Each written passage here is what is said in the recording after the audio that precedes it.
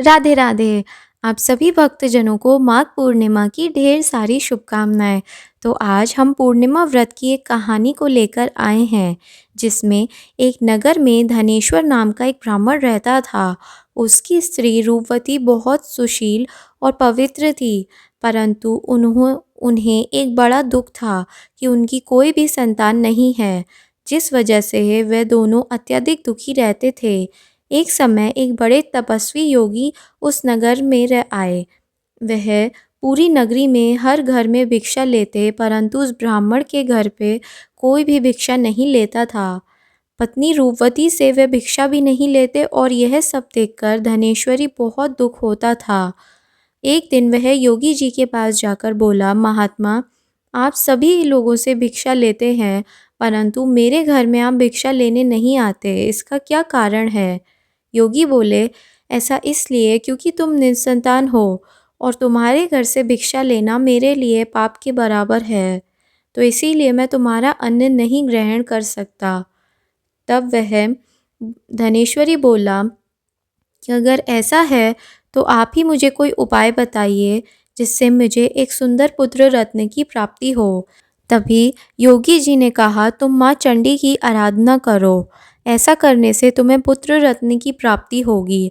घर आकर उसने अपनी पत्नी को सारी बात बता दी और स्वयं तपस्या करने के लिए वन में जाकर माँ चंडी की 16 दिन की उपासना व उपवास किया।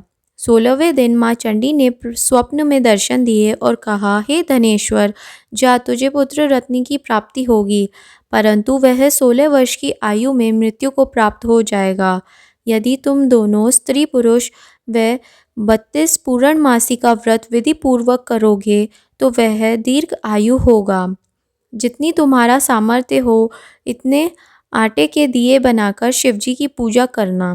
प्रातःकाल इस स्थान पर तुम्हें एक आम का वृक्ष दिखाई देगा, उस पर चढ़कर एक फल तोड़ना और शीघ्र अपने घर जाकर वह फल अपनी पत्नी को खिला देना और भोलेनाथ की कृपा से उसको गर्भधारण हो जाएगा। ब्राह्मण प्रातःकाल उठा और स्नान करके उसी स्थान पर गया। वहाँ उसे आम का वृक्ष दिखाई दिया और उसने उस वृक्ष पे से आम का फल तोड़ लिया और घर आकर अपनी पत्नी को खिला दिया।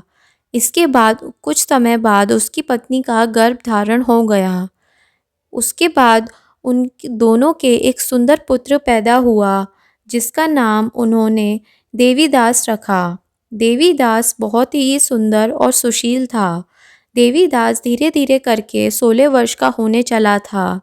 तभी उन दोनों को बहुत ही चिंता सता रही थी कि कहीं हमारे पुत्र की मृत्यु ना हो जाए।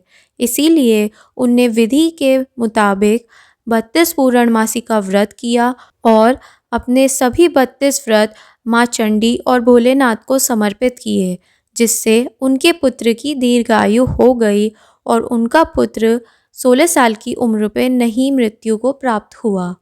तो इस कथा से हमें यह सीखने को मिलता है, अगर हम सच्चे मन से उपवास व उपासना करें तो प्रभु हमारे भी संकट हरते हैं। हमें भी भोलेनाथ और माता पार्वती जी की सच्चे मन से आराधना करनी चाहिए, वह भी हमारे सभी दुखों को हरेंगे।